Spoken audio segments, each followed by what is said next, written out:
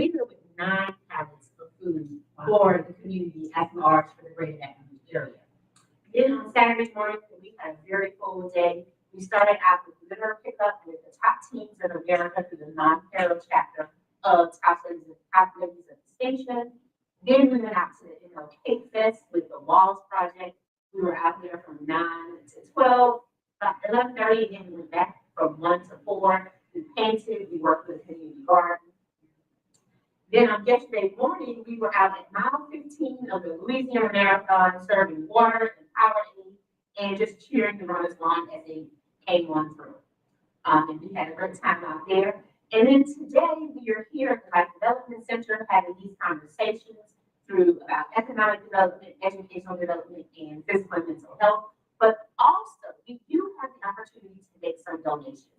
We really want you to come out to here, the Life Development Center, to support the students at Capital Middle School by bringing new underwear and socks. Also, period products that will go to schools in the Baton Rouge community, as well as blankets for those who are unhoused. Additionally, you have the opportunity to go out to Park Forest Middle School to donate to their community fridge, take some snacks, and also some period products. Because you know that those things, those are items that our young ladies need, and they're very expensive. We also have 3 community refrigerators up here in North Baton Rouge. We did that on Saturday. We went to the Little Zion Baptist Church, where there's the Delta Smart Community Fridge, and we made donations there on Saturday. We also have 2 refrigerators here on the campus of Southern University in Pink Thrift Hall, as well as the Intramural Complex. So if you want to make donations to those 2 refrigerators, please go directly there. And finally, at the band hall, we're accepting water for the human jukebox. You know, parade season is coming up. I can hear them practicing at 9 o'clock at night, so I know that they're getting ready for parade season. And they need water later as they are making those long treks during the parade route. So please support these events. Life Development Center is accepting donations, Pinky Thrift, Intramural Center on campus, Park Forest Middle School. And then we also have people back out at the MLK Fest over in the Gus Young area painting a mural as well. So it's been a very busy weekend and time. Yes, very busy weekend, a busy week of all the things that you just outlined. And one of the things that I've heard through everything that you were mentioning is how Baton Rouge Sigma Alumni partners with the community. They're not just doing work for the community, which is awesome in and of itself, but that you're partnering with other organizations. So we're not really lifting, no one's lifting by themselves. Correct. It's like you've got an organization that's doing some work, let's go and bring the force and strength of that Sigma to that organization and say, hey, this is how we can help you partner. And so, Dawn, I know that you're doing that type of work as well. You're always looking to see who can we partner with. And one of the ones that you and I have talked about before is very near to you is Ryan Elementary. It's right here in the North Baton Rouge community. It's the elementary school course, and it's got a library that the parish told you some information about the library. When you found out, you said, oh no, we gotta help them. We gotta express. Tell us a little bit about that. So, Southern University, we wanted to reach out and just be a part of the community, you know, source of the community that we're in. So we had the idea to contact the parish and ask them about how can we help with literacy in the parish. They said, oh, we have a school, Ryan Elementary, and we are rebuilding their library. It's time to purge books and just to restock the library. So what they did was they gave us a list of books. We put it on an Amazon wish list, and then we sent it out to the faculty and staff at Southern University. We also reached out to Baton Rouge Sigma to partner with us as well. And so through that effort, we hope to purchase nearly 400 books for that school. So that is a lasting impact in our community and something that we all hold very dear to our hearts. I purchased some books, and I went through the book list, and I'm like, these are some really neat books that they chosen. And I said, let me not just get one. I should get one copy of the book. Let me get a couple copies, just in case you have a student that wants to get, you know, 2 students that perhaps want to get the same book at the same time. So I'm like, okay, we're going to make sure this library is well stocked with the information that they need. And they are excited. We have been in touch with the principal at the school, and she has expressed that the students are coming in during the recess. The librarian is excited because she's getting packages in the mail every day. And so she sent some wonderful pictures, and so we're happy that we're making that content there. Absolutely. Everybody just sort of do something wherever you are, wherever you can. Is sort of our motto, I guess our unofficial motto of the work that we do here at Upper Sigma. So let's talk about our personal finance, living wills, trust, and just getting our financial houses in order. That is something that I don't think many people spend a lot of time doing. I think we get caught up in the day-to-day, just really surviving. No one really stops and says, okay, I need to plan for the future. I need to plan for the what ifs of life. So, let's start there. Where do we start? Because it can be really overwhelming. That's why I think a lot of people don't stop and take account of it. So where do we start? So I think where we start is by talking about it. You know, in the Black community, a lot of times we choose not to want to talk about our finances with our family at all. I don't want to be in my business, but when it comes time to a point where the person could be incapacitated or unable to communicate, it's very important that they know your wishes and that they know where things are. So it really has to start with a conversation. Most of you all know that I am and my brother are caregivers for our mother who is ill. And before she got to the state where she is, we had that conversation, and I can remember my brother saying, wait, are you trying to tell us something? And she was like, no, I just want you all to know where things are and what to do in the case of my demise. And she has been ill for quite some time. She's at the point where right now, she could not tell us what she wants. But she took care of that before she got to that point. So that's very important. Have the conversation. That's where we start. And to take it a step further, a living will is a legal document. So in that living will, you can outline what decisions you would like to be made in the event there are some major medical decisions that need to be made, and you cannot make them for yourself. If you have a living will in place, that is a binding document. You know, if you want to donate your organs, or if you don't want life-sustaining measures taken, all of that can be outlined in that living will. So it's important that you have that information available, because, you know, when those moments hit our families, that is very emotional. It's a highly stressed time, and people make decisions based on what they think. And so we want to make sure that we have outlined how we feel, and you should do the same. You know, as I sit here and listen, I'm thinking about, you know, of course, we're all internalizing this and thinking about our own financial situation. And I said, you know, something catastrophic happened like that. It's happened also, you know, not so much age-related decline. And what if something just happens just like that? And everything is electronic these days. How do you pay your mortgage? How do you pay your car loan? How are these things done? We're doing these things electronically. No one knows your passwords. You know, how do they access your information? Where do we start with that? We're going to make a list of these things, put them somewhere hidden, and then tell one or two people that this is where all the passwords are.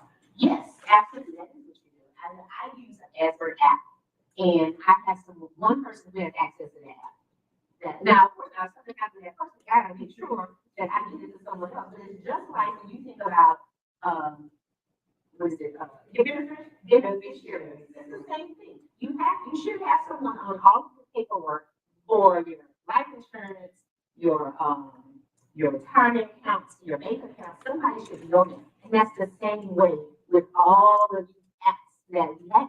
You know, on Facebook, they even have where you can put a trusted contact. And so that's what I have with my password app, because in that password app, it has everything. Because I don't remember those passwords, you know, that change too much. And you have to have, you know, a letter, a number, a color, all those different things. And so it's hard to keep up with. But by actually putting someone that you trust down, so, and they need to know that they are that person as well. You can't just do it and not tell them. Right. They need to know that I'm that person. Yes. And you trust them enough to be that. And so that's what, you know, have a list. You know, make out a list of all of these different things that you have, so that they know where to go find it. Because otherwise, it's just out there in the wind somewhere, and nobody will know about it. And you mentioned beneficiaries. Oftentimes when we're hired at our jobs, we complete beneficiary information, but we never go back and we review that information. So beneficiaries change, relationships change. Yes, so you need to make sure that information is up to date. And I'll tell you what I also do with my documents. I scan all of my documents and I put them in a Google Drive. Yes. So, my husband has access to that, and my daughter will probably have access at some point, but just our important documents, so if we can't get to our safe or something gets misplaced, we at least have a copy available, so that is another, idea. It's so important. Going back to the living wills and making decisions like that and really taking account of your lives, how often should you revisit these things? You talked about updating documents. This is the first of the year. I would say that's a good time to do it. For me, it's usually for, I don't know, for whatever reasons, usually like August. Something to start of the school year. I guess I'm the start of the school year, and I'm like, okay, let me do classes, let me, take account of things. What would you say to that in terms of the frequency of how often we should be reviewing? I would say at least once a year, because you never know what happens. Unfortunately, I was thinking about someone who recently lost a parent, and they lost other people, in this past year. So over the course of the year, they lost several individuals. So it should happen at least once a year. And it can be where cadence that you want. I mean, start of school year, spring break, the end of the year, however it is, but it should occur pretty often. And definitely, if there's a major life event that happens, you should definitely update those documents at that time. So when you said major life event, I'm getting married, someone's passed on, Yes. I've had a child, absolutely, those kinds of All of things. those. But you want to make sure everyone is accounted for. And, excuse me, your documentation. So that sort of takes care of, somewhat takes care of our living wills, but let's talk a bit more about how do we do the will? Do we just write it down ourselves? Do we contact an attorney? Walk us through that process of So I think you can do several things. We all know that those forms are available online. You can Google a form, a living will, and you can have that notarized. And if you notarize it, it's still a binding document, and have that document, placed somewhere safely. But of course, you can obtain the help of a lawyer, and they will assist you with completing the documentation, a living will, and then, a regular will as well. Yeah, and what's important is to have a will, because a lot of times, I recently listened to a podcast, and they talked about heir property, and that's what happens a lot of times, especially in the Black community. You have this heir property, and so it just goes down from one person to the next, and you have these families that get spread out, and so now you have 25 people owning 3 acres of land, and they really think they're gonna make a lot of money on those 3 acres that's probably in an area that's vital in the community. And so they're not gonna get a whole lot of it, they hold on to it because you just never know, but it's 25 people. And so it's really difficult to get 25 people to agree. And so it's important that we have a will so that we know how that land is going to be deeded out into whoever it is going to be deeded out to. So, whether you do a will through, as Ms. Harris stated, by doing it yourself or going through an attorney, but have something written so people know where that is going. And we're talking about heirs property, which was on my list. So you feel like you walk right about it. That is so important to know the laws in your state. The laws there, it's different in every state. What happens with heirs property, especially if there's not a will in place? The state laws take over and dictate what should be happening. And then there's the issue of clear title. Yes. Who actually owned it at some point. And so a lot of this can get hung up in the courts for quite some time in the absence of a will. I think that's why it's so important. So what you should tell us too, attorneys, the podcast that you listen to, so that that is one source that people can get additional information. And, not so much names of attorneys, but, how do we gather this information so that everyone who's listening right now can take note and really start to address it? Because we say we're gonna do it, we never really get around to it, and it does happen.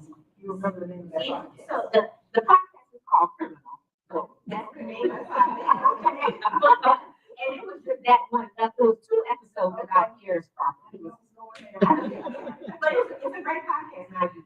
And so, this happened in North Carolina, and not to get it all the way, but the gentleman that was living on the land, it was family land.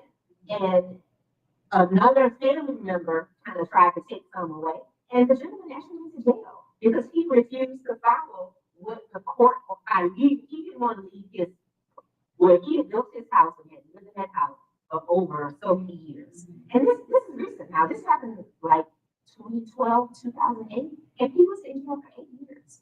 All the time, not leaving the house that he had built so many years ago. And his family member tried to claim that money. And so he was in jail. He eventually got out, but it was all that because the grandfather did not believe in putting down a will. And so when it went to the next generation, because this was the grandfather's brother. And so it's outside the name of the episode, we can just put it out there. But it was a really good episode, and it was all about Eric's property. And this is Yeah. family. This is, understand. this was family, This is yes. family. And, you know, it's a relationships change. Yes. I guess, and even though we always say, you know, be careful when you kinfolk sometimes. You just never know. Yeah, and I think what we can do is, we have a community resource page on drsigma.org. We can add information about living wills, and I've also seen basically a document where we talked about where, you should have everything written down and who you should give it to. I've seen a document like that, you have to find that. But if you go to our website, drsigma.org, we have a page for community resources, so make sure to look there. It's on the INW page on our. Yes. Awesome. So we have an audience here with us at the Black Development Center. And we're going to take just one or two questions, and we've got to wrap up and move on to our next topic. Because we've got three really amazing topics that we're going to cover today. This is the first of three, so stay with us if you're watching us online, those who are here with us. Any questions of the audience? Before we move on. All right, I see our audience members are taking notes, so that's good. Any questions online? There are no questions online, but there are comments of great idea and interesting information. Very good. Thank you to our online audience. We want you to keep it here though, so we're gonna talk more. Got 2 more topics coming up that I'm going to report to everyone. Arlene, you wanted to? I do want to reiterate that we do have these community refrigerators, and there's one refrigerator over at Little Zion Baptist Church at 1955 74th Avenue. It has a food pantry that has non-perishable items, and it also has a refrigerator with prepared foods or foods that you may want to go on as well. So that is open and free to the community here in the North Baton Rouge area. We are also accepting donations. So you go to our Instagram page at Delta Smart. I have to look it up. But we will post that also. But we have Delta Smart Fridge. Thank you so much. Delta Smart Fridge, all one word. If you go to Instagram and look that up, we have guidelines posted on there where you can look at what we would like you to donate to the refrigerator. You can also select your form to donate yourself. Pick a day, pick 2 days, pick 10 days. So, And today, we're accepting donations, not only at the refrigerator, we're here at the Black Development Center, 688 Harding Boulevard, we're also at Park Bars, Park Middle School, Park Middle School on Leaf Drive. So we're accepting donations there as well.